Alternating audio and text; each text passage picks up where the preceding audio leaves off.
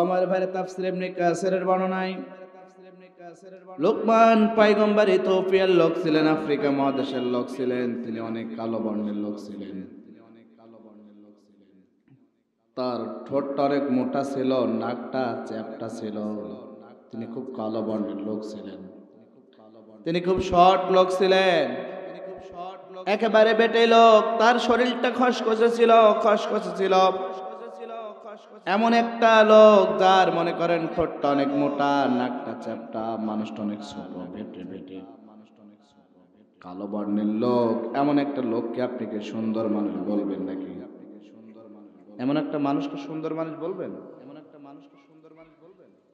আমার ভাই তাফসীর ইবনে কাসিরের বর্ণনায় লোকমান পয়গম্বর এমন একজন মানুষ ছিলেন, দেখতে একেবারে বিশ্রী ছিল। তার চেহারাটা তো কালো বর্ণের ছিল, তার ঠোঁটটা অনেক মোটা ছিল, নাকটা অনেক চ্যাপ্টা ছিল। এমন একটা লোককে আমরা কিন্তু সুন্দর বলবো না। কিন্তু আল্লাহর কাছে চেহারার কোনো দাম নাই, আল্লাহর কাছে শুধু তাকওয়ার দাম আছে না নাই? তার মানে আল্লাহর কাছে কোনো চেহারার দাম আছে? আচ্ছা, আল্লাহর কাছে যদি চেহারার দাম থাকতো, এমন একটা মানুষ তাকে ডেলিগেট করে আল্লাহ পবিত্র কোরআনে সূরা দিলেন, চিন্তা করছেন? তার তো চেহারা নাই, আমি তার যে ডেফিনেশন পরিচয় দিলাম, এটাকে আপনি সুন্দর বলতে পারবেন না। ওমর ভাই আল্লাহ রাব্বুল আলামিন লোকমান পয়গম্বরকে বলেন, ওয়ালাকাদ আতাইনা লোকমানাল হিকমাতা আন শুকুরু লিল্লাহি ওয়া মান ইয়াশকুর ফাইন্নামা ইয়াশকুরু লিনাফসিহি ওয়া মান কাফারা ফাইন্নাল্লাহা গনিয়্যুন হামিদ। আল্লাহু আকবার বলেন না? আল্লাহ রাব্বুল আলামিন লোকমানকে বলেন, লোকমান, ও লোকমান, আল্লাহ তোমাকে জ্ঞান দান করলেন, আল্লাহ তোমাকে হিকমত দান করলেন। এজন্য হিকমতের জন্য আল্লাহর শুকরিয়া আদায় করার দরকার আছে না নাই? তার মানে আল্লাহ তাকে জ্ঞান দান করলেন, হিকমত দান করলেন। আল্লাহ বললেন, লোকমান, তুমি তোমার জ্ঞানের জন্য শুকরিয়া আদায় করবা কার? তোমার যে আল্লাহ হিকমত দিলেন, শুকরিয়া আদায় করবা কার? আমার ভাইয়ের তাফসীরে ফি জিলালিল কোরআনের বর্ণনায় লোকমান পয়গম্বর অত্যন্ত একজন জ্ঞানী মানুষ ছিলেন, একজন বিজ্ঞ মানুষ ছিলেন। লোকজন হাজার হাজার লোক লোকমান পয়গম্বরের কাছে যেত এবং লোকজন লোকমান পয়গম্বরের কাছ থেকে পরামর্শ নিত, জ্ঞান নিত। লোকমান পয়গম্বর যেহেতু একজন দাস ছিলেন, গোলাম ছিলেন, তার মালিক দেখে লোকমান পয়গম্বরের কাছে, আমার গোলাম লোকমানের কাছে হাজার হাজার মানুষগুলো যায়। আল্লাহু আকবার বলেন না? আমার ঘরে তাফসীরে ফি জিলালিল কোরআনের বর্ণনায় মনোযোগে আছে না গেছে? লোকমান পয়গম্বরের কাছে তার মালিক দেখতেছে হাজার হাজার লোকগুলো লোকমান পয়গম্বরের কাছে যায় জ্ঞান নিতে। একদিন লোকমান পয়গম্বরের মালিক লোকমান পয়গম্বরকে বলতেছেন, ও লোকমান, লোকজন তোমাকে সকলেই জ্ঞানী বলে, বিজ্ঞ মানুষ বলে, পণ্ডিত মানুষ বলে, তোমার জ্ঞান কি আমি একটু যাচাই বাছাই করতে চাই। ও লোকমান, পৃথিবীর মধ্যে দুইটা জিনিস আনবা, যে দুইটা জিনিস পৃথিবীর মধ্যে সবচেয়ে নিকৃষ্ট খারাপ জিনিস। কি জিনিস? নিকৃষ্ট এবং খারাপ জিনিস। আমার ভাইয়ের তাফসীরে ফি জিলালিল কোরআনের বর্ণনা থেকে বলতেছি, লোকমান পয়গম্বর বাসায় গেলেন, যাওয়ার পরে একটা বকরি জবাই করলেন। বকরি জবাই করার পরে বকরির জিহ্বা কাটলেন এবং বকরির হৃৎপিণ্ড কলব নিয়ে আসলেন। জিহ্বা এবং কলব, এই দুইটা জিনিস নিয়ে লোকমান পয়গম্বর তার মালিককে বলতেছেন, মালিক, এই দুইটা জিনিস কিন্তু পৃথিবীর মধ্যে সবচেয়ে নিকৃষ্ট জিনিস। কি জিনিস? জোরে বলেন। সবচেয়ে নিকৃষ্ট জিনিস। মালিক, এই দুইটা জিনিসের চেয়ে পৃথিবীতে আর খারাপ জিনিস নাই। এবার লোকমান পয়গম্বরের মালিক বলতেছেন, লোকমান, ও লোকমান, পৃথিবীর মধ্যে এমন দুইটা জিনিস নিয়ে আসবা, যে দুইটা জিনিস সবচেয়ে ভালো জিনিস। তাফসীরে ফি জিলালিল কোরআনের বর্ণনায় লোকমান পয়গম্বর বাসায় গেলেন, যাওয়ার পরে আবার বকরি জবাই করলেন। কি জবাই করলেন? লোকমান পয়গম্বর আবার বকরি জবাই করলেন। বকরি জবাই করার পরে এবার বকরির জিহ্বা কাটলেন, কলব কাটলেন। প্রথম কি কেটেছিলেন? জিহ্বার মাথা না কলব? জিহ্বা এবং কলব, দুইটা জিনিস নিয়ে আসলেন। পরেও কিন্তু দুইটা জিনিস নিয়ে আসলেন।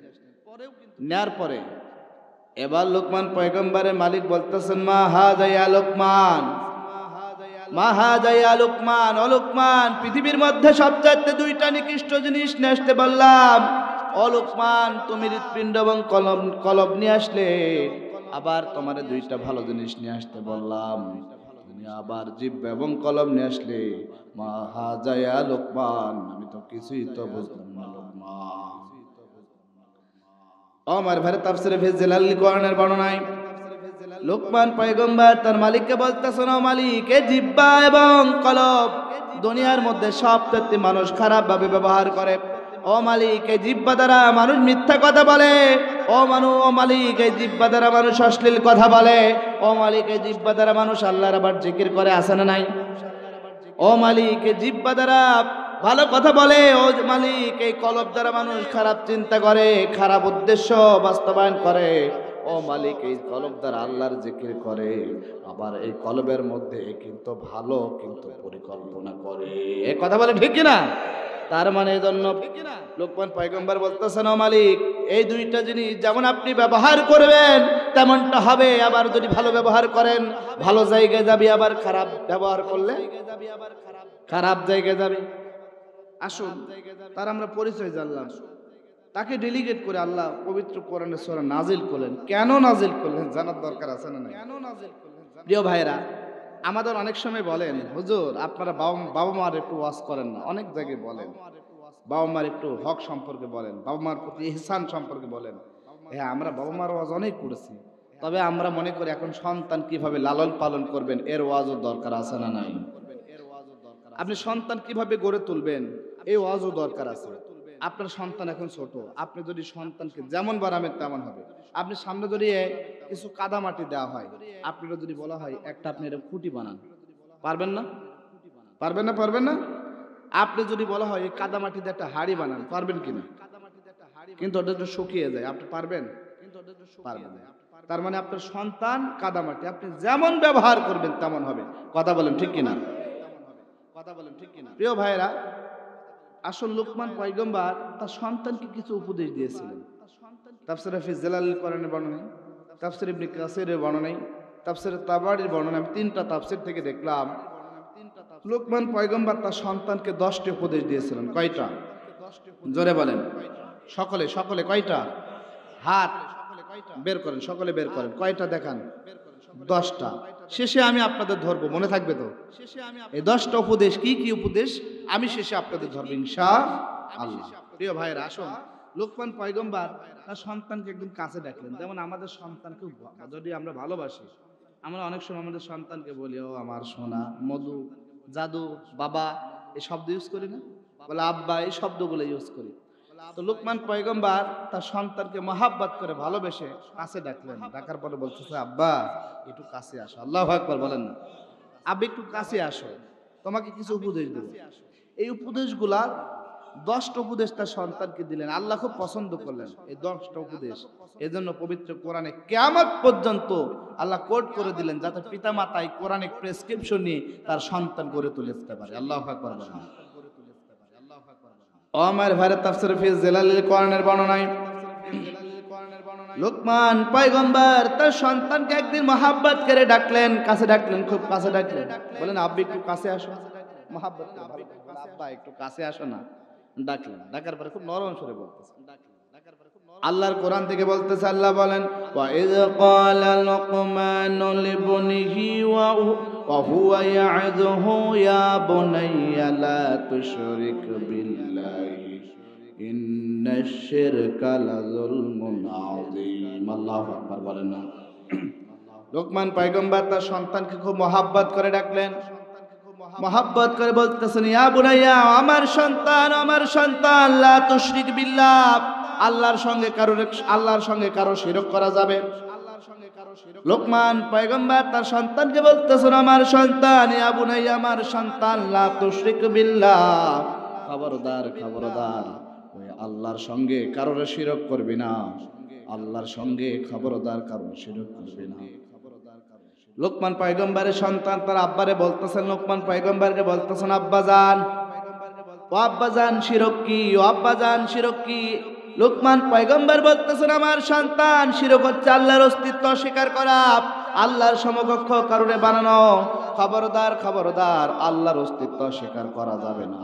যে আল্লাহ তোমাকে সৃষ্টি করেছেন ওই আল্লাহর অস্তিত্ব অস্বীকার করা যাবে যাবে এজন্য ভাই আল্লাহর অস্তিত্ব অস্বীকার করা যাবে না।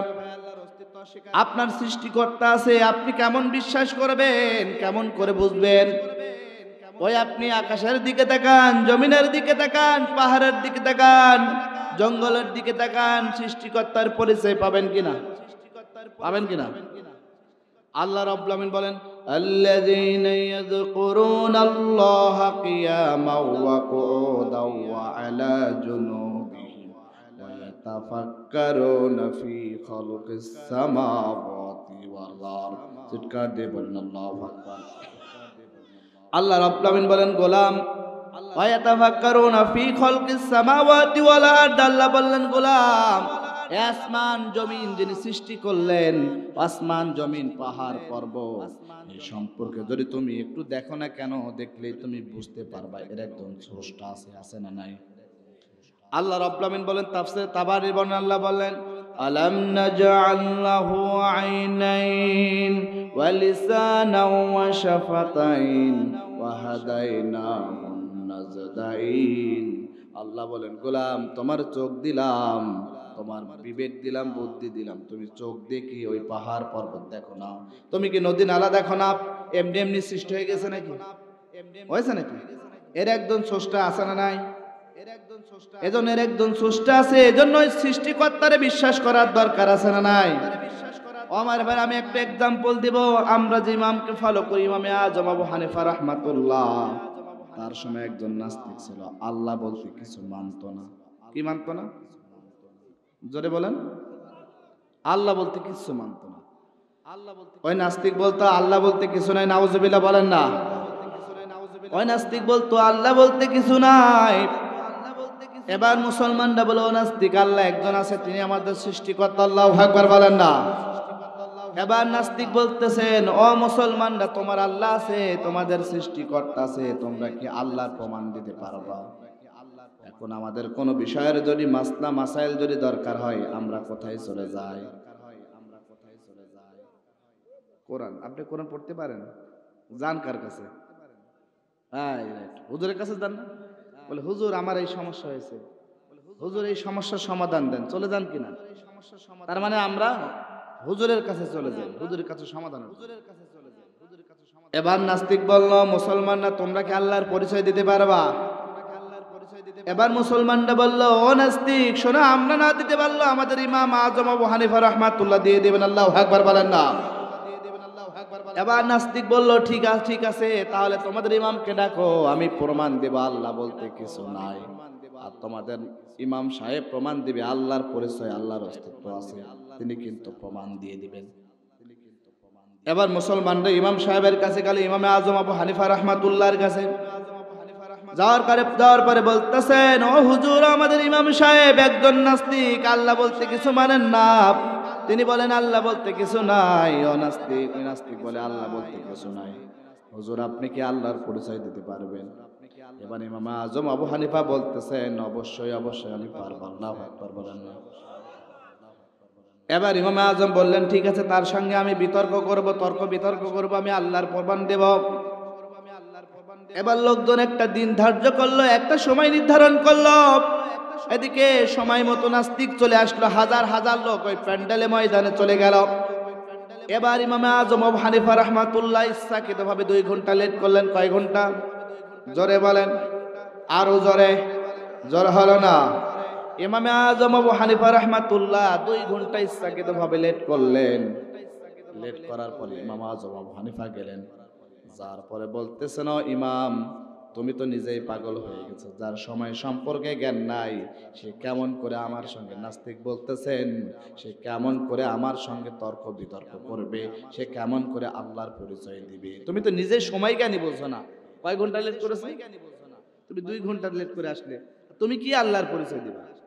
তুমি কি আল্লাহর পরিচয় দিবা? আমার ভাই নাস্তিক এবার বলতেছে, ইমাম আজম আবু হানিফা বলতেছেন, ভাই আমার একটা ওজর আছে। নাস্তিক বলতেছে, তোমার কি ওজর আছে? ইমাম আজম আবু হানিফা বলতেছেন, ভাই আমার ওজর আছে, শোনো, আমার যেখানে বাসা আমার যেখানে বাড়ি, বাড়ি থেকে বের হলে বিশাল একটা নদী। এখন বলেন নদী কিভাবে পার হয়? নৌকা দিয়ে। ইমাম আজম আবু হানিফা বলতেছেন, ভাই আমার বাড়ি থেকে পার হলে বিশাল একটা নদী, আমি নদীতে দেখলাম কোনো নৌকা নাই, নৌকা নাই। আমি চিন্তা করলাম কেমন করে নৌকা পার হব। পাশে দেখতেছি নদীর পাশে বিশাল একটা বড় গাছ। আমি দেখলাম গাছটা এমনি এমনি কেটে পড়ে গেল। আমি দেখলাম ওই গাছ থেকে হঠাৎ করে এমনি এমনি তক্তা বের হয়ে আসলো।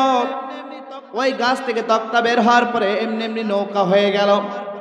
ওই নৌকা হয়ে আমার সামনে আসলো, আমি নিজে তখন পার হয়ে আসলাম।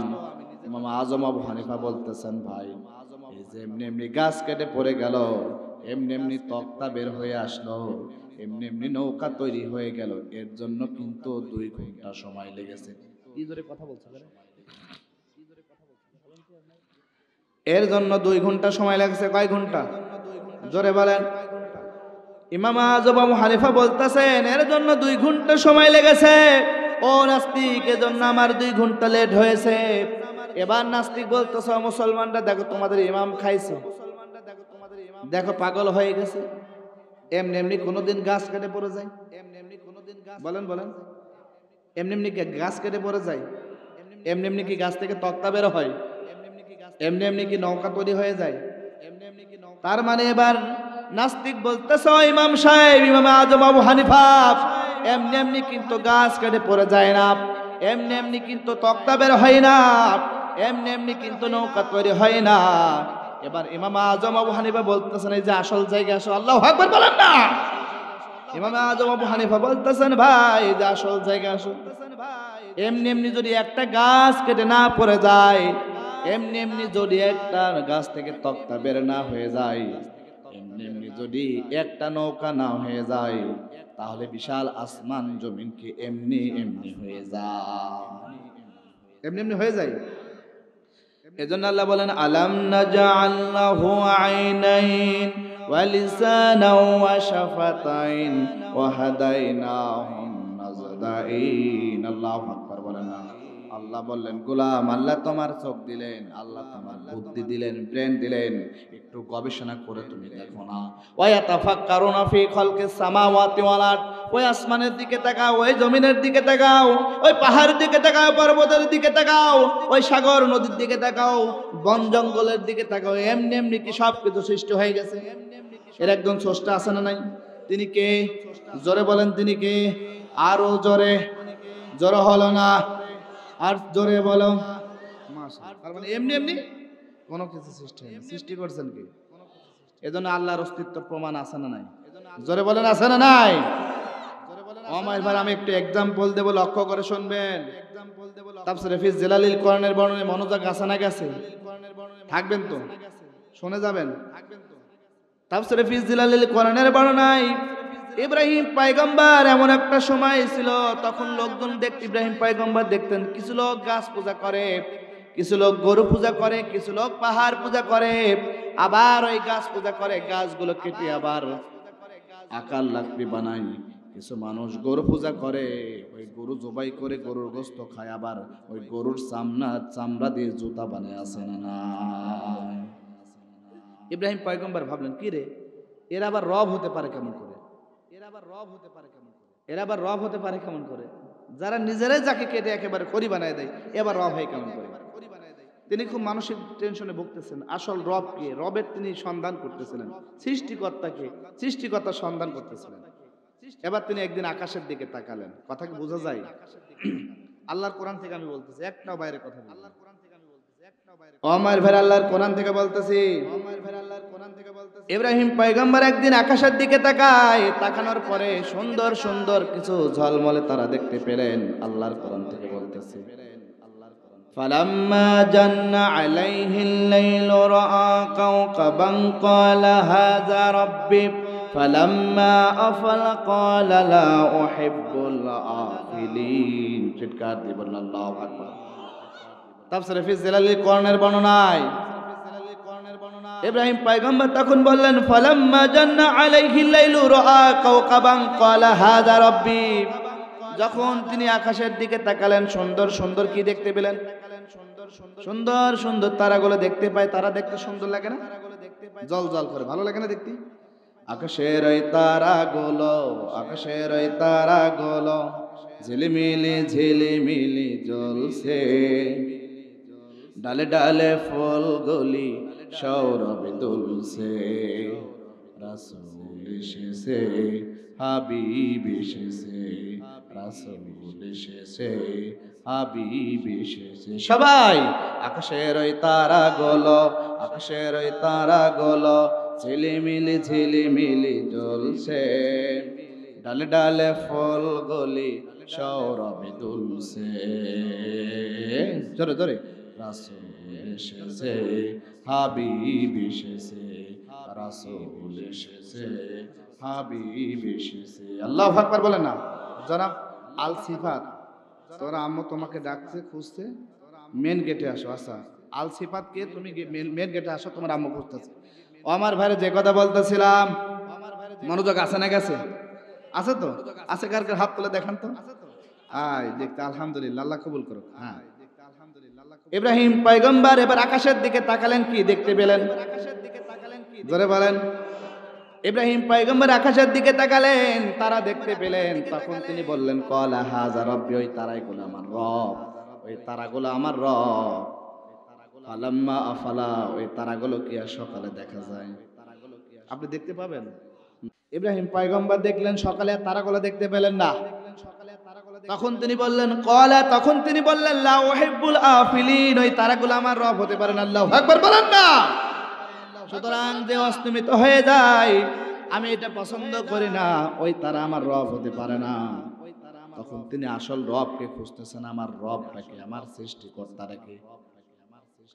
এবার পরের দিন তিনি আকাশের দিকে তাকালেন। আকাশের দিকে তাকানোর পরে বিশাল একটা সুন্দর চন্দ্র, চাঁদ দেখতে পেলেন। তার হচ্ছে চাঁদ দেখতে আর ভালো লাগে না? পূর্ণিমার আকাশের চাঁদ খুব ভালো লাগে না? ওই চাঁদ সুরজ আর তারকারাজি, আসমান জমিনের বৃক্ষরাজি, সাগর নদী পর্বত রাজি, সেজিলে তুমি সব তোমারই তো দান। আল্লাহু আকবার বলেন না। রহিম রহমান তুমি মহান মহিয়ান। আল্লাহু আকবার বলেন। ইব্রাহিম পয়গম্বর এবারে আকাশের দিকে তাকালেন। আল্লাহর কোরআন থেকে বলতেছি, ফালাম্মা রাআল কমারা বাযিগান ক্বালা হাযা রাব্বি, ফালাম্মা আফালা ক্বালা লা ইল্লাম ইয়াহদিনি রাব্বি লা আকুনান্না মিনাল কওমিদ দাল্লিন।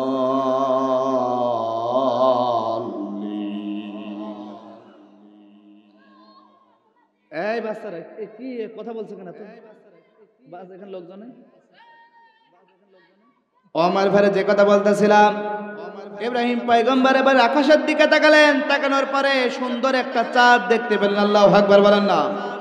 এবার তিনি চাঁদ দেখার পরে তখন তিনি বললেন, ক্বালা হাযা রাব্বি, ওই চাঁদ আমার রব, চাঁদ আমার রব। ফালাম্মা আফালা, যখন চাঁদ, ওই চাঁদ কি আর সকালে দেখা যায়? তখন তিনি বললেন, ক্বালা, তখন তিনি বললেন, লা ইল্লাম ইয়াহদিনি রাব্বি, ও আমার প্রকৃতি রব, ও আমার আসল রব, তুমি যদি আমারে হেদায়েত না দাও, আমারে কিন্তু কেউ হেদায়েত দিতে পারে না। ইব্রাহিম পয়গম্বর মনের অনুভূতি ব্যক্ত করে বললেন, রব, প্রকৃতি রব, প্রকৃতির সৃষ্টিকর্তা, তুমি যদি আমারে হেদায়েত না দাও, আমি কিন্তু হেদায়েত পাবো না। আল্লাহু আকবার বলেন না। তার মানে হেদায়েতের মালিক কে? কোন পীর বাবা হেদায়েতের মালিক? খাজা বাবা হেদায়েতের মালিক কে? সুতরাং এজন্য ইব্রাহিম পয়গম্বর বললেন, ক্বালা লা ইল্লাম ইয়াহদিনি রাব্বি লা আকুনান্না মিনাল কওমিদ দাল্লিন। আল্লাহু আকবার বলেন না। ইব্রাহিম বললেন, তখন বললেন, ও আমার রব, তুমি যদি আমারে হেদায়েত না দিতে পারো, আমি কিন্তু হেদায়েত পাবো না। এবার তিনি পরের দিন সকালে এবার পূর্ব দিগন্তে বিশাল একটা দীপ্যমান রূপে কি দেখতে পেলেন? সকালে সূর্য দেখতে পেলেন। সকালে পরের দিন পূর্ব দিকে বিশাল একটা ঝলমলে দীপ্তিমান রূপে সূর্য দেখতে পেলেন। আল্লাহর কোরআন থেকে বলতেছে, সূর্য দেখতে পেলেন। আল্লাহর কোরআন থেকে। তাফসীরে ফি জিলালিল কর্ণের বর্ণনায় মনোযোগ আছে না গেছে? আল্লাহ বলেন, فلما رأى الشمس بازغة قال هذا ربي هذا أكبر فلما أفلت قال يا قوم إني بريء مما تشركون الله أكبر বলেন ইব্রাহিম পয়গম্বর তখন বললেন ফালাম্মা রাআশ শামসা বাযিগাতান ক্বালা হাযা রাব্বি তখন তিনি ওই বড় সূর্যটা দেখলেন হাযা আকবার ওই দুইটার চেয়ে সূর্যটা বড় না ছোট কারণ ওই নক্ষত্র এবং চন্দ্রের চাইতে সূর্যটা একটু বড় হাযা আকবার তখন বললেন এটাতে বড় তখন তিনি বললেন ক্বালা হাযা রাব্বি এই সূর্য আমার রব নাউযুবিল্লাহ বলেন না যখন ওই সূর্য আবার কিছুক্ষণ পরে যখন পশ্চিম দিগন্ত যখন অস্তমিত চলে গেল ফালাম্মা ফালাত যখন সূর্য অস্তমিত হয়ে গেল তখন তিনি তার কওম সম্প্রদায়কে ডেকে বললেন ক্বালা ইয়া কওমি আমার সম্প্রদায়ের লোকেরা ইন্নী বারিয়ুম মিম্মা তুশরিকুন আল্লাহু আকবার বলেন না তোমরা পথভ্রষ্ট হয়ে যাও তোমরা পথহীন হয়ে যাও বন্দে মাতরম জয় জয় রাম সীতারাম হরে কৃষ্ণ হরে রাম ওম নমো ভগবতে বাসুদেবায় এর মধ্যে ভালো আছে ইব্রাহিম পয়গম্বর দেখেন বন্দে মাতরম জয় জয় রাম সীতারাম হরে কৃষ্ণ হরে রাম ওম নমো ভগবতে বাসুদেবায় এমন করে কি যেন মন্ত্রী পাঠ করে আবার ওরা বলে ওম শান্তি বুদ্ধং শরণং গচ্ছামি ধম্মং শরণং গচ্ছামি ওরা যত বলে ওম শান্তি ওরা ইন্ডিয়ায় তার চেয়ে বেশি করে অশান্তি কথা বলেন না কেন ওরা যত বলে ওম শান্তি ওরা চীনে তার চেয়ে বেশি করে অশান্তি ওরা যত বলে ওম শান্তি ওরা কিন্তু ইসরায়েলে তার চেয়ে বেশি করে কিন্তু অশান্তি কথা বলে না কেন সুতরাং ওরা যতই বলে ওম শান্তি কেন নয় ওরা সবচেয়ে ইন্ডিয়া ইসরায়েল আমেরিকা রাশিয়া পৃথিবীর মধ্যে সবচেয়ে নিকৃষ্ট অসভ্য জাতি কোনো সন্দেহ নাই ওরা আমাদের ইন্ডিয়াতে অনেক জায়গায় অনেক মুসলমানকে নামাজ পড়া অবস্থায় ধরে নিয়ে যে গরুর মতো জবাই করে হত্যা করে আছে না নাই দেখেন না পরে ফেসবুকে নামাজ থেকে ধরে নিয়ে যে গরুর মতো জবাই করে অনলি মুসলমান হওয়ার কারণে নামাজ পড়ার কারণে অনেক জায়গায় মসজিদ ভাঙে আছে না নাই কিন্তু আমরা মুসলমান একমাত্র শান্তির ধর্ম ইসলাম আমাদের শান্তি শেখায় অন্য ধর্মের প্রতি আঘাত করা যাবে নাকি ইসলাম একমাত্র শান্তির ধর্ম সাম্প্রদায়িক সম্প্রীতি বজায় রাখে অন্য কোন ধর্মের প্রতি আঘাত করা যাবে না আমার আল্লাহ নিজে বললেন খবরদার অন্য ধর্মের দেবতাকে কিন্তু গালি দেওয়া যাবে না নির্দেশটা কার খবরদার অন্য দেবদেবীকে গালি দিবা না কেননা তারা তোমার আল্লাহরে গালি দিবে কথা বলেন না কেন প্রিয় ভাইরা এই জন্য গোটা বিশ্বে একমাত্র মুসলমান শান্তির দেশ মুসলমানদের যে পরিমাণ শান্তি বজায় রাখে অন্য ধর্মের লোকেরা এই পরিমাণ শান্তি বজায় রাখে না কথা বলে মুসলমান ঠিক কিনা আপনি দেখেন ইসরায়েল পৃথিবীর সবচেয়ে নিকৃষ্ট দেশ সবচেয়ে উগ্র সবচেয়ে সন্ত্রাসী বড় জঙ্গির দেশ ইসরায়েল ওরা আমাদের ফিলিস্তিনের মুসলমানকে গরুর মতো জবাই করে হত্যা করে আছে না নাই আর ওরা বলে বিশ্বের সবচেয়ে শান্তির কথা নাউজুবিল্লাহ বলবেন না ওরা যদি এই কথা বলে মানানসই হয় আমার ভাই ইব্রাহিম পয়গম্বর দেখলেন কি যেন মন্ত্রপাঠ করে বন্দে মাতরম জয় জয় রাম সীতারাম হরে কৃষ্ণ হরে রাম এমন করে কি যেন মন্ত্রপাঠ করে ইব্রাহিম পয়গম্বর মনে মনে ভাবলেন একটাও তো ভালো না কথা বলেন না কেন ইব্রাহিম পয়গম্বর বললেন একটাও তো ভালো না তখন ইব্রাহিম পয়গম্বর মানসিকভাবে ভুগতেছে কেন ভুগতেছে জানেন একজন নবী তিনি তাওহীদের বাণী নিয়ে কোরআনের তাওহীদের বাণী নিয়ে তিনি পৃথিবীতে আগমন করলেন এখন দেখতেছে সবাই মূর্তি পূজা করে তিনি কি মানসিকভাবে সুস্থ থাকবেন জোরে বলেন থাকবেন এবার লোকজন লক্ষ্য করে শুনবেন এবার লোকজন আল্লাহর কোরআন থেকে আমি কিন্তু বলতেছি এবার লোকজন তখন সেদিন ছিল তাদের মেলার দিন সব লোকগুলো মেলায় যাবে এবার ইব্রাহিম পয়গম্বরকে বলতেছেন ইব্রাহিম তুমি আমাদের মন্দির মূর্তিগুলো পাহারা দাও ইব্রাহিম পয়গম্বরকে বলেন ইব্রাহিম তুমি আমাদের সঙ্গে মেলায় চলে যাই চলো আমরা সকলে মেলায় যাই তাফসীরে ফি জিলালিল কোরআনের বর্ণনা ইব্রাহিম পয়গম্বর বলেন ইন্নী সাকিম আমি অসুস্থ যেতে পারবো না মানুষ কয় ধরনের অসুস্থ হয় কয় ধরনের দুই ধরনের কি কি বলেন তো দুই ধরনের কে বললেন, কে? মাশাআল্লাহ, মুরব্বী মানুষ দেখছেন। তার মানে মানুষ দুই ধরনের অসুস্থ হয়, একটা শারীরিক আর একটা মানসিক। এই দুই ধরনের অসুস্থ হয়। ইব্রাহিম পয়গম্বর তখন মানসিক রোগে ভুগতেছিলেন, কারণ সবাই পথভ্রষ্ট হয়ে গেছে, মানসিক রোগে ভুগতেছিলেন। এবার লোকজন বলে, ইব্রাহিম চলো আমরা মেলায় যাই।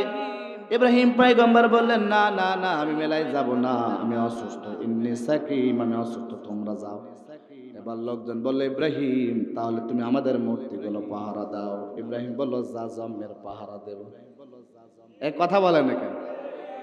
ইব্রাহিম পয়গম্বর বলে, যা, আমি জম্মের পাহারা দেব। আমার ভাইরা, এবার ইব্রাহিম পয়গম্বর দেখতেছেন ওখানে বাঘের মূর্তি, সিংহের মূর্তি, হনুমানের মূর্তি, সাপের মূর্তি, ব্যাঙের মূর্তি আছে না নাই? আল্লাহর কোরআন থেকে বলতেছে, ফারাগ ইলা আলিহাতিহিম। এবার ইব্রাহিম পয়গম্বর মূর্তিগুলোর কাছে গেলেন। যাওয়ার পরে দেখতেছে মূর্তিগুলোর সামনে সুন্দর সুন্দর ডিজায়ারেটিভ খাবার আছে না না? মূর্তিগুলোর সামনে খুব সুন্দর সুন্দর ফলমূল, কত রকম ডিজায়ারেটিভ খাবার একেবারে পড়ে আছে। ইব্রাহিম পয়গম্বর দেখতেছে, কি এত সুন্দর সুন্দর খাবার, এত সুন্দর সুন্দর খাবার, এত সব পড়ে আছে, খাচ্ছে না কেন? এবার তিনি আল্লাহর কোরআন থেকে বলতেছে, এবার তিনি এইভাবে খাবারটা ধরলেন, মূর্তির সামনে থেকে খাবারটা তুললেন।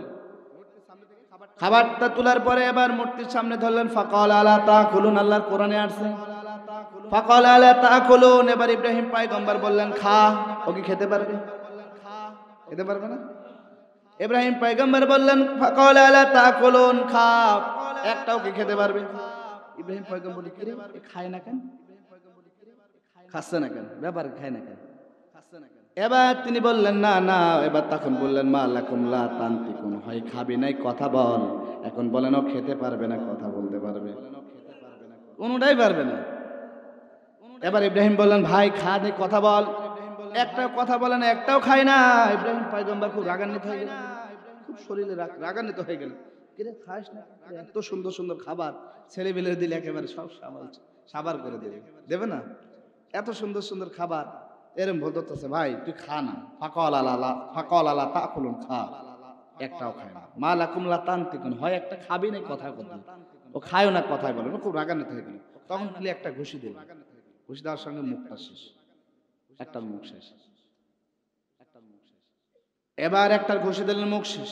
আর একটা ঘুষি দিলেন, কান শেষ। এবার মনে করলেন, না এটার তো মুখও নাই, কানও নাই, এত শুনতে পারে না, খাতে পারে না। আর একটার কাছে দিলেন, আরেকটা কাছে দিলেন, বললেন, খা।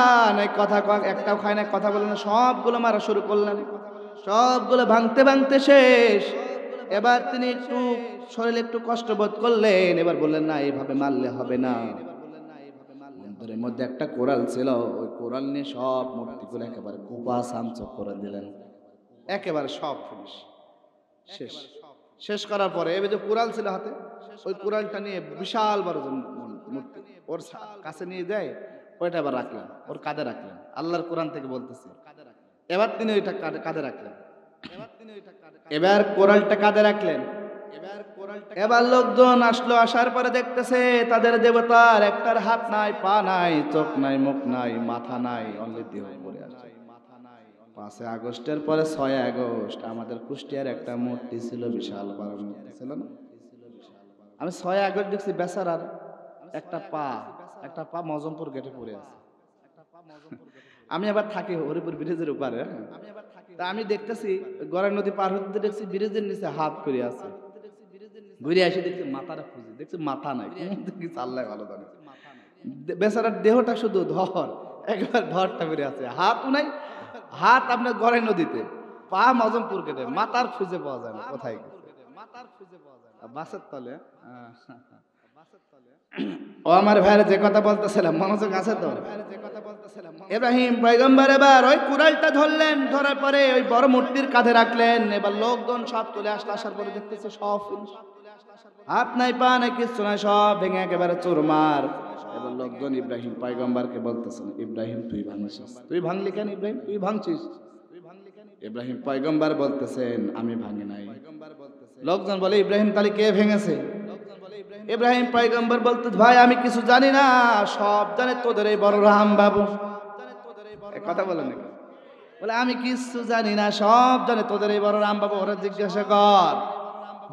এবার লোকজন বলে ও ইব্রাহিম ও তো কথা বলতে পারে না। ইব্রাহিম পয়গম্বর বলে ও যদি কথা না বলতে পারি ওর তোরা সেজদা করিস কেন, ওর তোরা সেজদা করিস কেন? এবার লোকজন বলল না এই দেখেন যখন ওরা ন্যায় দিয়ে পারে না অন্যায় শুরু করে দিল, ন্যায় দিয়ে যখন যুক্তি পারে না তখন অন্যায় শুরু করে দিল, বলে ধর ও বেশি বাড়েছে ধর, বেশি রাজনীতি শুরু করছে। এই কথা বলেন না কেন? এদেশে অনেক জালিমরা ন্যায়ের সঙ্গে পারে নাই, অনেক জালিমরা যখন যুক্তি তর্ক দিয়ে পারে নাই তখন আলেম ওলামা মানুষকে ধরে ধরে জেলখানার মধ্যে পুরে দিয়েছে। কথা বলে মুসলমান ঠিক কিনা? ওরা যখন ন্যায় দিয়ে পারি নাই ওরা তখন জবরদস্তি করে শামসুদ্দিন সাহেবের মতো টুপিওয়ালা লোক দেখে জেলের মধ্যে ভরে দিয়েছেন। এই কথা বলেন না কেন? এই কথা বলেন না কেন? এই সমস্ত জালিমরা যখন পারে না ন্যায় দিয়ে তখন অন্যায় শুরু করে দেয়। কথা বোঝা যায়? কথা বোঝা যায়? ও আমার ভাইরে যে কথা বলতেছিলাম, এবার তখন লোকজন বলল না না না ইব্রাহিম বেশি রাজনীতি শুরু করছে, ধর ওরে বাদে। ইব্রাহিম পয়গম্বরকে এবার বেঁধে ফেললেন। বেঁধে ফেলার পরে এবার বললেন চলো আমাদের প্রভু, আমাদের বস, আমাদের প্রেসিডেন্ট নমরুদের কাছে নিয়ে যাই। এবার নমরুদের কাছে ইব্রাহিম পয়গম্বরকে নিয়ে আসা হলো। এবার নমরুদ বলতেছে না ইব্রাহিম তুমি এখন নতুন এক রবের কথা বলতেছো। আচ্ছা নতুন রব নাকি? নতুন রব না? তুমি নাকি একটা খুদার কথা বলতেছো, আমি ছাড়া কি খুদা আছে? বলতেছে হ্যাঁ আছে। ইব্রাহিম পয়গম্বর বলতেছে আছে। নমরুদ বলতেছেন ও ইব্রাহিম তাহলে তোমার খুদার পরিচয় দাও। ইব্রাহিম পয়গম্বর বলতেছেন আল্লাহর কোরআন থেকে আমি বলতেছি। ইব্রাহিম পয়গম্বর বলেন রব্বি আল্লাযী ইউহয়ী ওয়া ইউমীত। ইব্রাহিম পয়গম্বর বললেন আমার সে রব আল্লাহ যিনি মানুষকে জীবন দান করেন এবং মৃত্যু ঘটায়। আল্লাহু আকবার বলেন না? নমরুদ এবার বলতেছে আনা উহয়ী ওয়া উমীত, আমি মানুষকে জীবন দান করে মৃত্যু ঘটাই। নাউযুবিল্লাহ বলেন না? আর নমরুদ কি পারে? ওর বাপ পারে, ওর দাদা পারে, কিন্তু বললেন আমি মানুষকে আনা উহয়ী ওয়া উমীত, আমি মানুষকে জীবন দান করে মৃত্যু ঘটাই, নিজে বলেন। ইব্রাহিম পয়গম্বর বলেন নমরুদ কেমন করে তুমি মানুষকে জীবন দান করে মৃত্যু ঘটাও? নমরুদ বলতেছে তুমি কি দেখতে চাও? ইব্রাহিম পয়গম্বর বলে হ্যাঁ দেখাও। নমরুদ এবার তার রক্ষী বাহিনীকে অর্ডার করলেন যাও জেলখানা থেকে দুজন ফাঁসির আসামি ধরে আনা হলো। ফাঁসির আসামি ধরলেন, ধরার পরে সামনে রাখলেন। একজন কর্মচারীকে বললেন যা ছুরি নেয়, চাকু নাই, খোপা সামসু করবো। এবার ছুরি দিলেন। নেশার পরে একজনকে বলছে আয় তুই এখানে আয়, সামনে আয়, সামনে আয়, সামনে এইভাবে কলার ধরলেন, এইভাবে কলার চেপে দিলেন। ধরার পরে ছুরি নিয়ে হিজ্জকের পেটের মধ্যে ঢুকাই দিলেন। লোকটা ফিনকি দিয়ে রক্তগুলো বের হয়ে যায়। লোকটা ছটপট করতে করতে দুনিয়ার মায়া শেষ করে যায়। দুনিয়ার মায়া শেষ, ফিনিশ। এবার নমরুদ আরেকটাকে ধরলেন, বলে আয়, কলার ধরলেন। ধরার পরে ছুরি নিলেন, নেওয়ার পরে ইয়ে করে ঢোকাবেন, স্টপ থেমে গেলেন। থেমে যাওয়ার পরে এবার ওকে ছেড়ে দিলেন। নমরুদ বলতেছেন ইব্রাহিম আনা উহয়ী ওয়া উমীত, ওই যে প্রথমটা আমি জীবন দান মৃত্যু ঘটালাম, আবার দ্বিতীয়টা আমি জীবন দান করলাম, আমি মানুষকে জীবন দান করে মৃত্যু ঘটাই। ইব্রাহিম পয়গম্বর বলো তাই ঠিক আছে, আমার আল্লাহর আরেকটা গুনাহ বলি শোনো। আল্লাহু আকবার বলেন না? ইব্রাহিম পয়গম্বর বললেন নমরুদ আমার আল্লাহর আরেকটা গুনাহ বলি শোনো। আল্লাহ ইব্রাহিম পয়গম্বর বলেন শোনো ফাইন্নাল্লাহা ইয়াতি বিশ-শামসি মিনাল মাশরিকি ফাআতি বিহা মিনাল মাগরিবি ফাবুহিতাল্লাযী কাফার।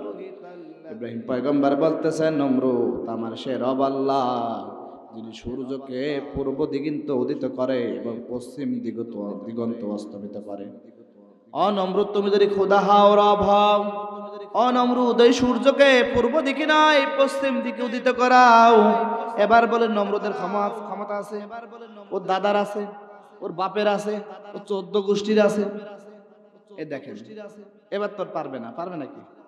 এবার বলে ইব্রাহিম এবার রাজনীতি শুরু করছে, ধর। নমরুদ এবার বললেন, নমরুদ বলে ইব্রাহিম রাজনীতি শুরু করে দিয়েছে, ধরে ওরা হার রেখো, ওরা আগুনে ফেলে দে। আল্লাহর কোরআন থেকে বলতেছে, তাফসীরে ফি জিলালি কোরআনের বড় নাই, হার রেখো ওরা আগুনের মধ্যে ফেলে দে। এবার লোকজন ইব্রাহিম পয়গম্বরকে আগুনের মধ্যে ফেলে দিলেন। এমন সময় আল্লাহ তাআলা জিবরাইল আলাইহিস সালামকে অর্ডার করলেন, জিবরাইল যাও আমার ইব্রাহিমকে বাঁচাও। এবার জিবরাইল আলাইহিস সালাম আসলেন। আসার পরে বলতেছেন নবী ইব্রাহিম আপনি কোনো টেনশন করেন না। আল্লাহু আকবার বলেন। ও নবী আপনি কোনো চিন্তা করেন না। ইব্রাহিম পয়গম্বর বলতেছেন ভাই তুমি কে? জিবরাইল আলাইহিস সালাম বলছেন আমি জিবরাইল। ইব্রাহিম পয়গম্বর বলল, তুমি কেন এসেছো? বলে আল্লাহ আমাকে পাঠিয়েছে। কেন? বলে আগুন থেকে বাঁচানোর জন্য। আল্লাহু আকবার বলেন না। ইব্রাহিম পয়গম্বর বলে, ভাই আল্লাহ তোমাকে পাঠিয়েছে। ওই তোমার রব কে? বলে আল্লাহ। ইব্রাহিম পয়গম্বর বলতেছেন, আমার রব কে? আমার রব কে? জিবরাইল আলাইহিস সালাম বলতেছেন আল্লাহ। ইব্রাহিম পয়গম্বর বলে, ও জিবরাইল ভাই, তোমার রব যদি আল্লাহ হয়, আমার রব যদি আল্লাহ হয়, ওই আল্লাহ কি আমারে দেখেন না? জিবরাইল আলাইহিস সালাম বলতেছেন, অবশ্যই দেখেন। আল্লাহ নবী ইব্রাহিম পয়গম্বর বলেন, জিবরাইল তোমার রব আল্লাহ, আমার রব আল্লাহ, আল্লাহ যদি দেখেন তাহলে তোমার সাহায্যের দরকার নাই, যাও চলে যাও। আল্লাহু আকবার বলেন। ও জিবরাইল যাও, চলে যাও। আল্লাহ যদি দেখেন আল্লাহ আমারে রক্ষা করবেন, তোমার সাহায্যের দরকার নাই। আল্লাহ তাআলা সঙ্গে সঙ্গে আগুনকে অর্ডার করলেন। তাফসীরে তাবারির বর্ণনায় আল্লাহ সঙ্গে সঙ্গে আগুনকে অর্ডার করলেন। কুলনা ইয়া নার কুনি বারদাও ওয়া সালামান আলা ইব্রাহিম। আল্লাহ আগুনকে অর্ডার করলেন, ও আগুন খবরদার, তুই ও আগুন তুই ইব্রাহিমের জন্য শীতল এবং নাতিশীতোষ্ণ হয়ে যা। খবরদার, খবরদার, ও আগুন খবরদার, আমার ইব্রাহিমের জন্য বেশি ঠান্ডা হবে না, যেন আমার ইব্রাহিমের ঠান্ডা লেগে যায়, সর্দি লেগে যায়, বেশি ঠান্ডা হবে না। আল্লাহু আকবার বলেন না। ইব্রাহিম পয়গম্বর একদিন তার নাতিপুতি তাদের সাথে গল্প করতেছিলেন। বললেন, শোনো, আমি দুনিয়ার মধ্যে 40 দিন ভালো ছিলাম। যে 40 দিন আমি নমরুদের আগুনের মধ্যে অবস্থান করতেছিলাম, ওই 40 দিন যত আমি আরামে ছিলাম, পৃথিবীর মধ্যে আর কোনোদিন আরামদায়ক অবস্থানে ছিলাম না। আল্লাহু আকবার বলেন না।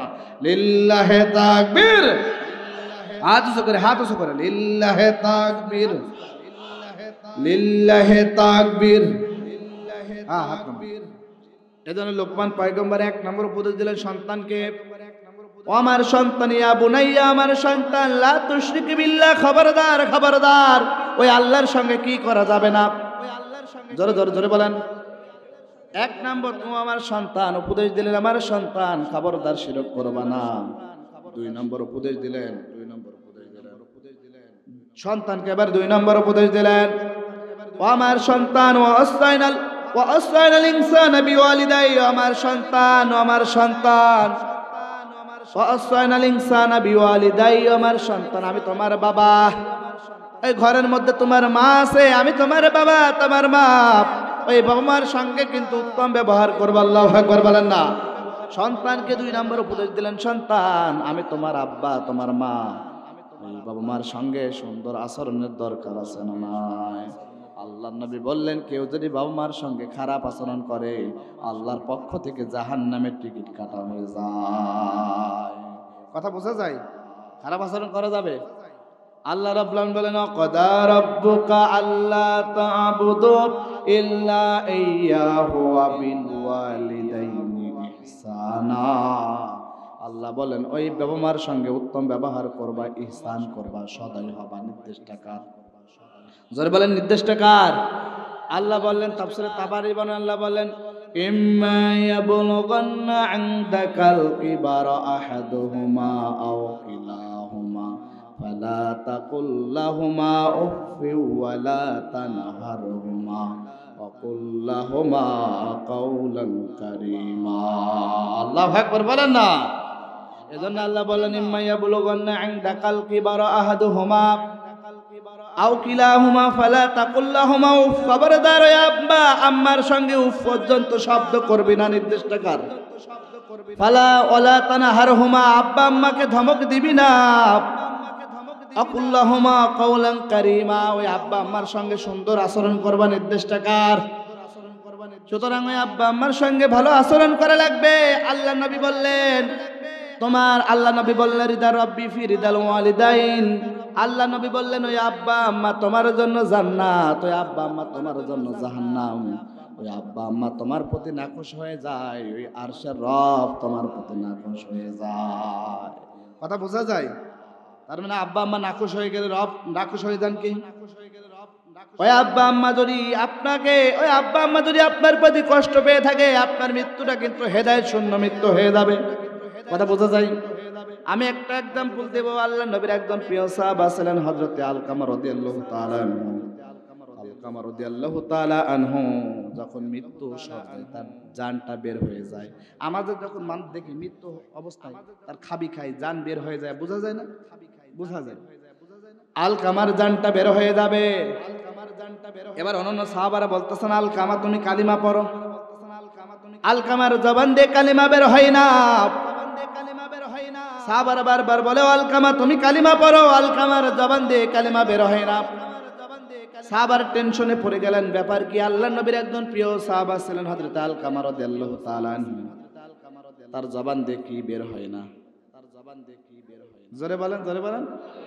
তার জবান দিয়ে কালেমা বের হয় না, তাহলে কি করা যাবে? চলো নবীর কাছে যাই।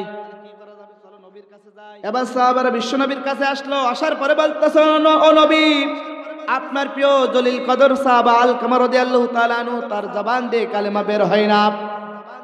আল্লাহ নবী আসলেন, সঙ্গে সঙ্গে আসলেন। আসার পরে আল্লাহ নবী আলকামাকে বলতেছেন, ও আলকামা, তুমি মৃত্যু সময় তোমার জবান দিয়ে কালিমা বের হয় না, তুমি কালিমা পাঠ করো তো দেখি।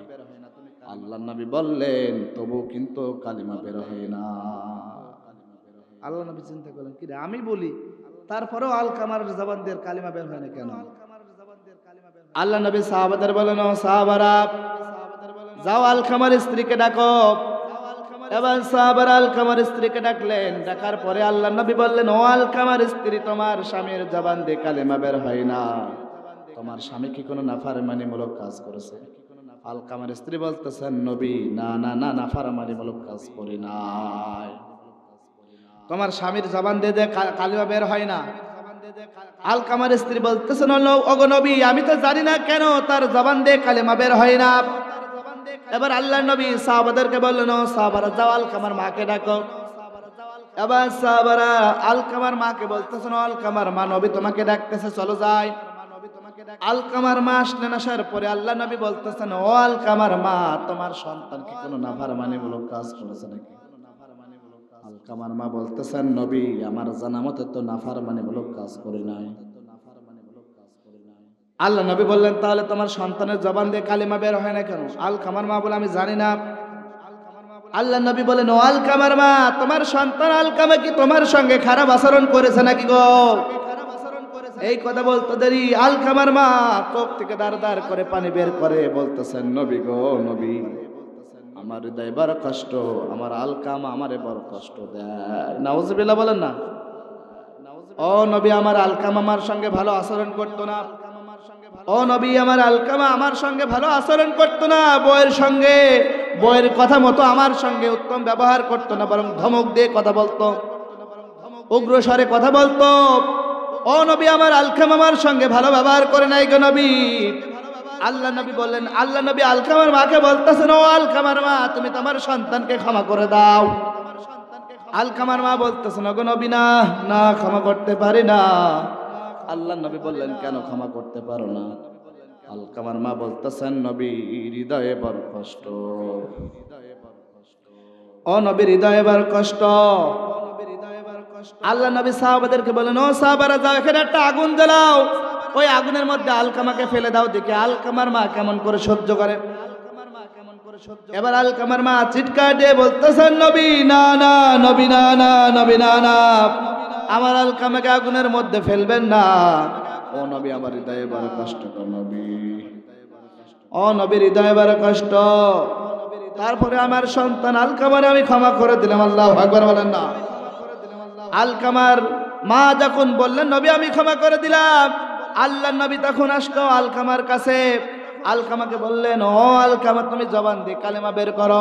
আল্লাহ নবী বলতে দেরি আলকামা কালেমা বের করতে দেরি নয়, আলকামা সঙ্গে সঙ্গে পড়া শুরু করে দিল, লা ইলাহা ইল্লাল্লাহু মুহাম্মাদুর রাসূলুল্লাহ, লা ইলাহা, লা ইলাহা, লা ইলাহা ইল্লাল্লাহু মুহাম্মাদুর রাসূলুল্লাহ সাল্লাল্লাহু আলাইহি ওয়াসাল্লাম। এজন্য ভাই আল্লাহ বলেন, ইম্মা ইয়াবলুগান্না ইনদাকাল কিবারা আহাদুহুমা আও কিলাহুমা ফালা তাকুল লাহুমা উফফিন ওয়ালা তানহারহুমা ওয়াকুল্লাহুমা কাওলান কারীমা। আল্লাহু আকবার বলেন না। এজন্য আল্লাহ বললেন গোলাম খবরদার, ওই বাবা ওই মা তাদের সঙ্গে খারাপ আচরণ করবে না, উফ পর্যন্ত শব্দ করবে না। ওয়ালা তানহারহুমা, খবরদার তাদের ধমক দিবা না। ওয়াকুল্লাহুমা কাওলান কারীমা, এই আব্বা আম্মার সঙ্গে ভালো ব্যবহার করবা। নির্দেশটা কার? যারা বলেন কার? প্রিয় ভাইরা, দুই নম্বর উপদেশ দিলেন সন্তানকে, ওয়া আসাইনাল ইনসানা বিওয়ালিদাই। লোকমান পয়গম্বর দুই নম্বর উপদেশ দিলেন সন্তান আব্বা আম্মার সঙ্গে ইহসান, সুন্দর ব্যবহার করবে। আমি 12টার মধ্যে শেষ, অল্প সময়ের মধ্যে শেষ করে দেব, 10টা পয়েন্ট ইনশাআল্লাহ সংক্ষিপ্ত করব এখন। লোকমান পয়গম্বর তার সন্তানকে 3 নম্বর উপদেশ দিলেন, ও আমার সন্তান, ও আমার সন্তান, আসমান জমিন, জমিনের মধ্যে শিলা গর্ভে, ওর মধ্যে যাই কিছু থাকুক না কেন, জানেন তিনি কে? জোরে বলেন, আস্তে বলেন, সবাই বলেন নাই তো, জোরে বলেন। এখানে কি মুসলমান বাদে অন্য ধর্মের লোক আছেন নাকি? সবাই মুসলমান, তাহলে জোরে বলতে হবে কে? লোকমান পয়গম্বর বলতেছেন সন্তান তুমি যা করো দেখেন কে? এজন্য ওই আল্লাহরে ভয় করবা। 3 নম্বর উপদেশ দিলেন সন্তান ওই আল্লাহরে ভয় করবা। 4 নম্বর উপদেশ দিলেন, তাফসীরে ফি জিলাল কোরআন থেকে বলতেছি, 4 নম্বর উপদেশ দিলেন সন্তানকে কাছে ডাকলেন, খুব মহব্বত করে, আবার আদর করলেন, বাবা একটু কাছে আসো না, কারণ কাছে না আসলে তো সন্তান শুনবে না, শুনবে নাকি? জোরে বলেন। খুব কাছে ডাকলেন, বলে আব্বা একটু কাছে আসো, একটু আসো, খুব কাছে কোলের পাশে বসালেন। বসানোর পরে এবার উপদেশ দিচ্ছে, ইয়া বুনাইয়া আকিমিস সালাতা ওয়া আমর বিল মা'রুফ ওয়া নাহা আনিল মুনকার ওয়াসবির আলা মা আসাবাক ইন্না যালিকা মিন আযমিল উমুর। আল্লাহু আকবার। লোকমান পয়গম্বর সন্তানকে কাছে ডেকে বলতেছেন, সন্তান, ইয়া বুনাইয়া, আমার সন্তান, আকিমিস সালাহ, নামাজ প্রতিষ্ঠাকারী হয়ে দাও। কি হয়ে দাও? নামাজ। আচ্ছা, এখানে যে বাচ্চারা এত জালাস, আপনারা শুনছেন না? আকিমিস সালাহ, নামাজ কি হয়ে দাও? প্রতিষ্ঠাকারী হয়ে দাও। তার মানে নিজে নামাজ পড়লে হবে না, নিজের পরিবারকে নামাজ পড়ানো লাগবে কিনা? আমি অল্প সময় শেষ করে দেব, আর কষ্ট দেব না, অনেক রাত হয়ে গেছে। তার মানে নিজে নামাজ পড়লে হবে না, নিজের পরিবারের নামাজ পড়ানো লাগবে। ও আমার ভাইরা, আপনি বাসায় যান, আপনি নামাজ পড়ে যান, আপনার 20 বছরের সন্তান, 30 বছরের সন্তান সকাল 8টা পর্যন্ত ঘুমে, আপনি কিছু বলেন না। এখন বলেন, আপনি সন্তানের বলার দায়িত্ব আছে না নাই? তাফসীরে ফি জিলাল কোরআনের বর্ণনা, চাচা বসান, শেষ করে দেব, শেষ করে দেব। আল্লাহ বলেন, ইয়া আইয়ুহাল্লাযীনা আমানু কু আনফুসাকুম ওয়া আহলিকুম নারা। আল্লাহ বলেন, হে ইমানদারগণ, তুমি নিজে বাঁচো এবং নিজের পরিবারকে বাঁচাও নার, জাহান্নাম থেকে। কি নিজের পরিবারে নামাজের তাগিদ দেওয়া দরকার আছে না নাই? তাফসীরে তাবারীর বর্ণনা আমি দেখলাম, আহাল বলতে, আহাল বলতে কি বুঝায়? আমরা শুধু মনে করি আমাদের পিতা মাতা ভাই বোন আত্মীয় স্বজন সন্তান, না। আমি তাফসীরে তাবারীর বর্ণনা দেখলাম, আহাল বলতে আপনার প্রতিবেশী, আপনার এলাকার লোক, আপনার মহল্লার লোক, আপনার দেশের লোক, গোটা বিশ্বের মুসলিম সম্প্রদায়। আল্লাহু আকবার বলেন না। তার মানে আহাল এই সমস্ত লোকগুলো আহলের অন্তর্ভুক্ত। এই সমাজে যদি আপনি নামাজ প্রতিষ্ঠা না করেন, এলাকায় নামাজ যদি কায়েম করেন না চেষ্টা করেন, দেশের মধ্যে নামাজ প্রতিষ্ঠা করার না চেষ্টা করেন, কিয়ামতের দিন আপনি কিন্তু আল্লাহর কাঠগড়ায় ধরা খাবেন। তার মানে নিজে নামাজ পড়তে হবে, অপরকেও নামাজের তাগিদ দিতে হবে। আমরা নামাজ পড়ে যে আমার বউরা নামাজ পড়ে না, আছে না নাই? বউকে নামাজ পড়ানোর দরকার নেই। আবার অনেকে মনে করতেন না, আমি নামাজ পড়ে আমি জান্নাতে যাবো, ও যেখানে যায় যাক, আমি নামাজ পড়ে তো সুন্দর সুন্দর বউ পাবো নাকি? ওটা তো দরকার নেই, আছে নাকি? নাই। আমি একটু এক্সাম্পল দিলাম, মনে পড়ে গেল একটা কথা, একটা এক্সাম্পল দিই। এক চাচা ছিল, এক চাচি ছিল। কিছু কিছু চাচা আছে খুব চালাক মাল, আছে না? কিছু চাচা আছে খুবই চালাক মাল, তবে আপনারা খুব চালাক মাল, আপনারা সবাই বোকা, সরল সোজা। এক চাচা ছিল খুব চালাক মাল, বুঝেন, আর চাচি ছিল খুব সরল সোজা। চাচিরা কান খাড়া করে শোনেন, কিন্তু আছে নাকি? মহিলার আছে? হ্যাঁ, চাচিরা কান খাড়া করে শুনবে না। চাচা খুব চালাক, চাচা নামাজ পড়ে, চাচি নামাজ কালাম তো পড়ে না। চাচা একদিন নামাজ পড়ছে, আর চাষি রান্না করছে পাশে, চাষা জোরে জোরে নামাজ পড়ে জোরে জোরে দোয়া করছে, জোরে জোরে এইরকম জোরে জোরে দোয়া করছে, আল্লাহ আল্লাহ আমাকে জান্নাত দাও, জান্নাত হুর দাও। আল্লাহ আমাকে জান্নাত দাও। চাষি খুব কান খাড়া করেছিল, কি রে চাইলো কি, চাইলো কি চাইলো, জোরে বলেন না কি চাইলো, জান্নাত হুর। আপনারা কি চান মানে কেন চান, হ্যাঁ বুঝছেন না। এবার চাষি খুব কান খাড়া করে শুনছে, চাষি বলছে এই জান্নাত চাইলে বলবে, আমার জান্নাতে হুর হয়নি কি আবার, চাষি বলছে। চাষা বলছে জান্নাত হুর হচ্ছে সুন্দর নারী, তোর মতো বেছাই জানা। চাষার আবার পায়ে ফাটা ছিল, শীতকালে ফাটা বাড়ে না কমে, চাষি তো মালিশ করতো, তেল মালিশ করতো। চাষি বলছে কিরে তোর পায়ে তেল দিয়ে আমি, তুই চাইস জান্নাতে হুর সুন্দর নারী, আমার চাইস নি, দুঃখ করে বলছে আমাকে চাইস নি। এবার চাষা বলছে শোন, আল্লাহ রসুল বলছে আল জান্নাত তো, আল্লাহ রসুল বলছে আসসালাতু মিফতাহুল জান্নাহ, নামাজ জান্নাতের চাবি, আমি নামাজ পড়ে জান্নাতের চাবি আস, তুই কি নামাজ পড়িস তোর চাবি আস নাকি? চাষি সরল সোজা বলছে তাই তো, আমি তো নামাজ পড়ি না, আমার কাছে চাবিও তো নেই, তাহলে কি করতে হবে, আমারও নামাজ পড়তে হবে। এবার চাষি পরের দিন নামাজ পড়ছে, নামাজ পড়ছে, চাষা বিসিলে চোরানো বোঝেন আপনার, বিসিলে চোরানো বলেন, চাষা বিসিলে চোরাচ্ছে, চাষা বিসিলে চোরাচ্ছে, চাষি নামাজ পড়ে জোরে জোরে দোয়া করছে, আল্লাহ আল্লাহ আমাকে জান্নাত দাও, জান্নাত হুর দাও। চাষা কান খাড়া করে শুনছে, এই তুই জান্নাত চাইলে বুঝলি, জান্নাত হুর আবার কি? চাষি মেরি বলতেছে জান্নাত হুর তো সুন্দর যুবক, তোর মতো পা ফাটা না, কি চাষিদের জান্নাতে নিয়ে যাওয়া লাগবে নাকি, না নিজে খেতে যাবেন? হ্যাঁ হ্যাঁ, পরিবার সবাই জান্নাতে যাবেন, দোয়া করি ভাইয়েরা সবাই জান্নাতে যেতে হবে। ও আমার ভাই লোকমান পয়গম্বর 4 নম্বর উপদেশ দিলেন সন্তানকে, ইয়া বুনাইয়া আকিমিস সালাহ, আমার সন্তান নামাজ প্রতিষ্ঠাকারী হয়ে যাও, আল্লাহু আকবার বলেন না। 5 নম্বর উপদেশ দিলেন, ও আমার সন্তান ও আমর বিল মারুফ, আমার সন্তান মানুষকে নামাজের কথা বলবা, ভালো কথা বলবা, মানুষকে যাকাতের কথা বলবা, অসামর্থ্য থাকলে হজের কথা বলবা, মানুষকে ভালো ভালো নির্দেশগুলো দান করবা, তার মানে মানুষকে ভালো কথাগুলো বলবা, মানুষকে বলবা কোরআনের কথা, কোরআনের আয়োজনের কথা বলবা, আল্লাহু আকবার বলেন না। 6 নম্বর উপদেশ দিলেন সন্তানকে, আমার সন্তান অনহা আনিল মুনকার, ও আমার সন্তান সমাজে যতগুলো খারাপ কাজ আছে সব কাজগুলো বাধা প্রদান করতে হবে, নিষেধ করতে হবে। এখানে তাফসীর মাহফিল হবে, যদি কেউ গানের প্যান্ডেল, যাত্রার প্যান্ডেল, মমতাজ খালা আম্মাকে যদি নিয়ে আসে নিষেধ করা লাগবে, মমতাজ খালা আম্মারা যদি নিয়ে আসে একেবারে শক্ত হাতের যুবকরা বাধা প্রদান করতে হবে, কথা বলেন ঠিক কিনা? কোন মমতাজ খালা, কোন সালমা খালা, কোন এই খালা সেই খালা, যাত্রার প্যান্ডেল এই যুব সমাজের এই এলাকায় চলবে না। কেউ যদি করতে চায় আল্লাহর কসম এই সমস্ত মুসলমানরা বাধা প্রদান করবে, কথা বলে মুসলমান ঠিক কিনা, ঠিক কিনা, ঠিক কিনা?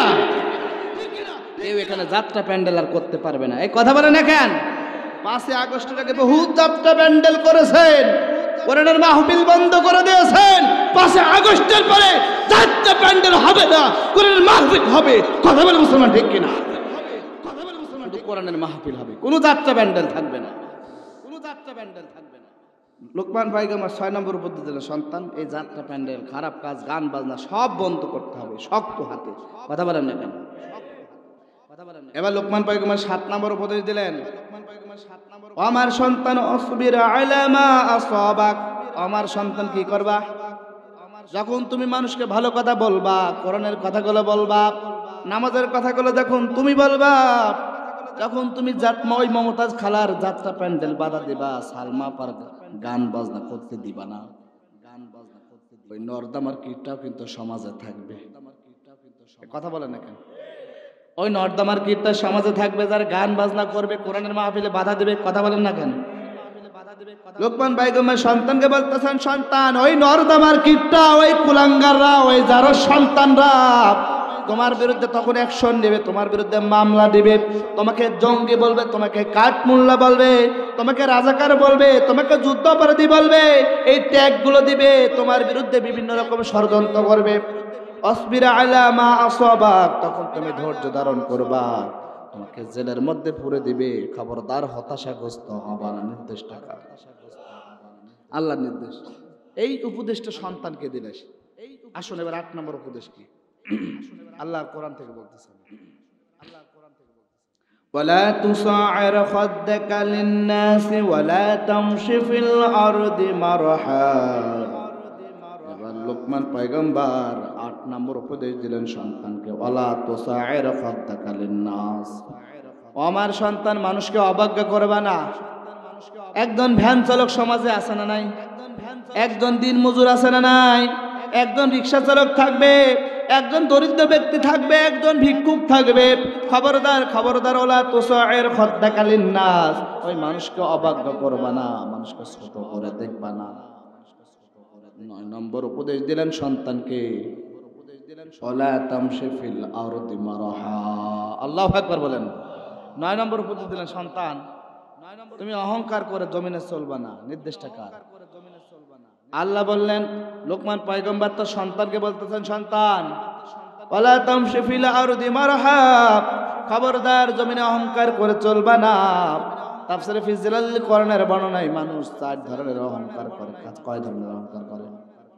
৪ ধরনের অহংকার করে। একটা সৌন্দর্যের অহংকার করে, আছে না নাই? যার চামড়া সাদা তার অহংকার কম না বেশি?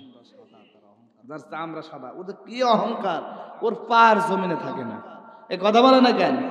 কিন্তু ওই সৌন্দর্যের আল্লাহর কাছে কোনো দাম আছে? তুই মর আগে ১ মাস পরে তো তোর সৌন্দর্য থাকবে না, থাকবে নাকি? আমাদের দেশের একজন কুখ্যাত লুচ্চা লম্পট, ওই বসুন্ধরা গ্রুপের মালিক আনভির না তানভীর জানো, কয়েক বছর আগে এদেশের একটা মডেলকে ধর্ষণ করেছিল, করে নাই? বিয়ে করেছিল, তাকে ব্ল্যাকমেল করে তাকে ধর্ষণ করত একজন সুন্দরী মডেল। ইনার লাশটা যখন ৬ মাস পরে কবর থেকে তোলা হলো, মুখে একেবারে হাড় কঙ্কাল। সৌন্দর্য আছে? সাদা চামড়া আছে? রূপের বরে আছে? শেষ। একজন সুন্দরী যেই হোক, একটা সুন্দরী মানুষ মারা যাবে, ১৫ দিন পরে তোলেন, ওর সৌন্দর্য থাকবে না। এই কথা বলেন না কেন? ওর সৌন্দর্য বুকাই খাবে। কথা বলেন না কেন? ওর সৌন্দর্য থাকবে না।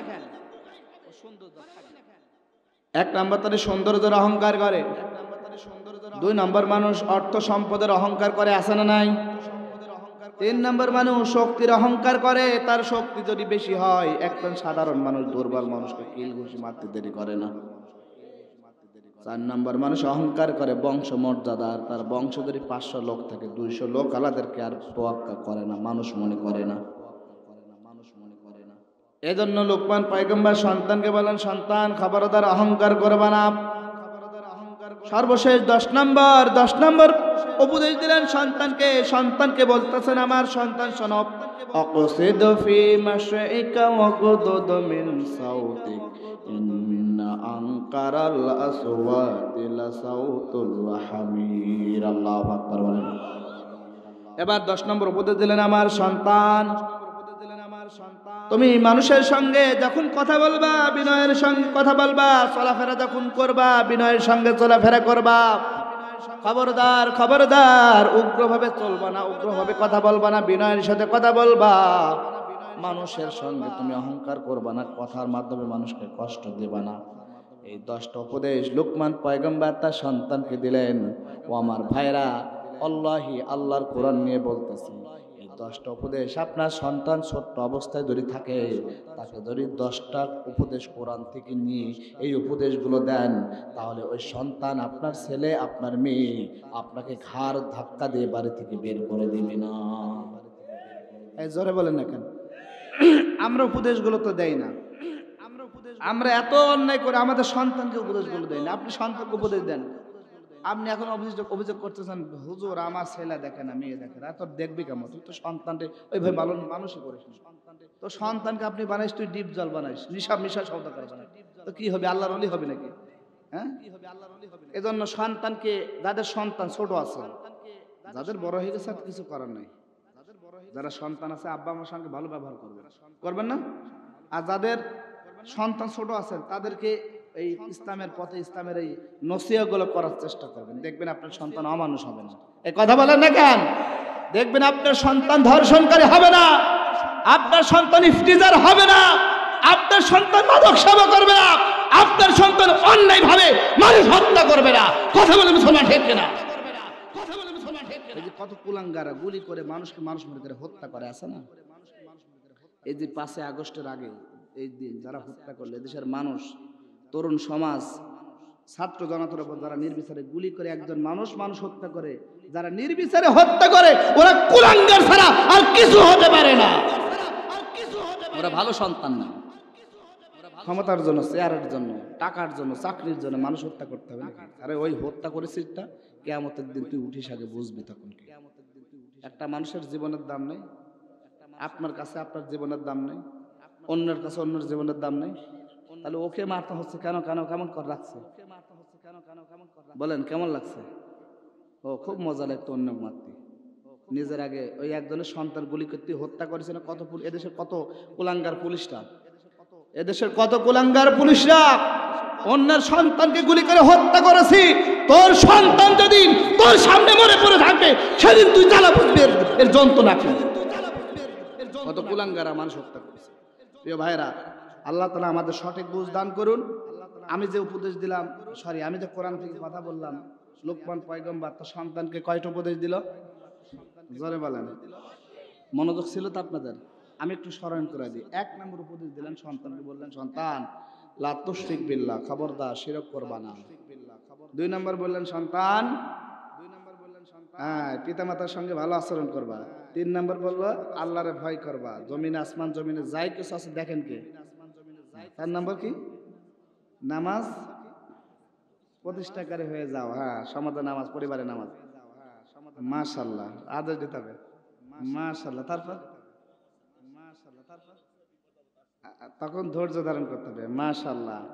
8 নম্বর উপদেশ মনে আছে? ওয়ালা তুসাইর খাদ্দাকালিন নাস, মানুষকে অবজ্ঞা করা যাবে না। তারপর অহংকার করা যাবে না। তারপর মানুষের সঙ্গে বিনয় করে কথা বলতে হবে, চলাফেরা বিনয়ের সাথে করতে হবে। মাশাআল্লাহ। ভাইকে আল্লাহ কবুল করুক। ভাইয়ের নাম কি? রফিকুল ইসলাম। রাজাকার। আরে ভাই, ওরম রাজাকারই তো দরকার। এই রাজাকারই তো দরকার আমাদের। অনেকে বলে না শিবির, আরে শিবিরে যখন পরিচয় থাকে বলে শিবিরই তো ভালো, মানুষের ভালো কাজ কথা বলে, রক্ত দেয়, সহযোগিতা করে। তো এমন রাজাকারই তো দরকার যে কোরআন শোনার পরে সঙ্গে সঙ্গে বলতে পারে। আমরা এমন রাজাকার হতে রাজি আছি না? আল্লাহ কবুল করুক, আল্লাহ কবুল করুক। প্রিয় ভাইরা, আমরা শেষ করে দেবো, দোয়া করে দেবো। আমার খুব সৌভাগ্যবান, বা আমার নিজে সৌভাগ্যবানই মনে করবে, আমার প্রিয় ভাই মাওলানা শামসুদ্দিন আহমেদ সাহেব, আমার পাশে একজন মাওলানা সাহেব আজকে সভাপতি। আমি খুব অন্তর থেকে খুশি। আমি ভাইয়ের জন্য কলিজা ভরে দোয়া করি, আল্লাহ সভাপতিকে কিয়ামতের দিন জান্নাতের একজন শ্রোতা হিসেবে কবুল করেন, বলে না।